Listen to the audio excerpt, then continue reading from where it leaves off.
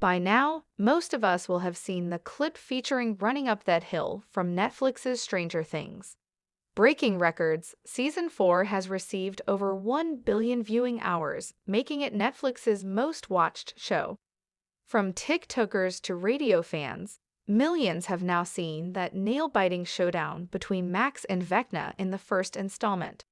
Bushy's music crystallized the intensity of the moment. Indeed, it is the 80s nostalgia that somewhat accounts for her revival. In terms of counterculture, Kate is our queen. Her 1985 album Hounds of Love offered fans a concept piece depicting the internal and physical battle of a woman out at sea, reflecting her contribution to the weird and wonderful that we cite as pure 80s eccentricity.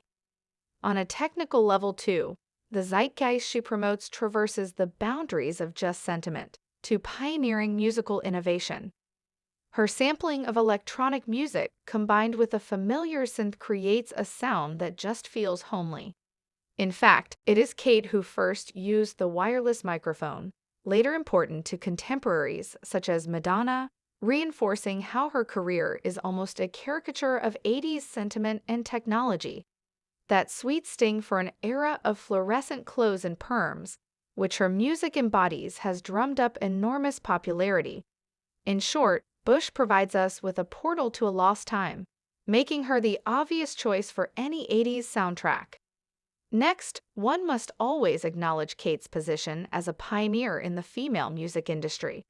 Being the first female to achieve the #1 spot in the UK charts not only flipped the patriarchy on its head, it also proved that women who don't sing happy-go-lucky love songs can be immensely popular. At such a young age, Kate opened the doors to often marginalized female artists and has gone on to be a large influence to many more modern singers. Tori Amos and Florence Welch emulate her witchy, wistful aura. St. Vincent has championed her art-pop confidence. Even electric artists like Grimes are no strangers to a comparison.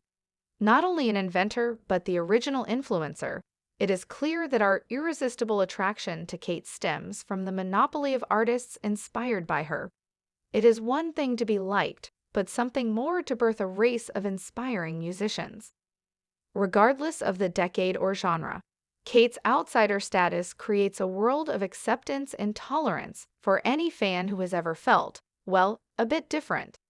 Wailing about washing machines, rainmaking, or just a beautiful sunset has created a precedent of a musician ready to embrace the unconventional. In an ever-polarized world, this commitment to inclusivity has allured fans with the promise of a friendly, confident, and quirky community. Indeed, her everlasting appeal stems from the idea that her songs simply create a new clique where fans can be who they really are, not who society wishes them to be. Being different has never mattered in Kate's universe since, frankly, who could be more out there than Kate Bush? And so, as her single really does run up that hill to #1, we must remember that it is not just a strong sound that has lent her such popularity. Rather, a mystical, pioneering, and reclusive persona has once again succeeded in enchanting a population, proving that different is always better. Please subscribe my channel Stranger Things Gossip.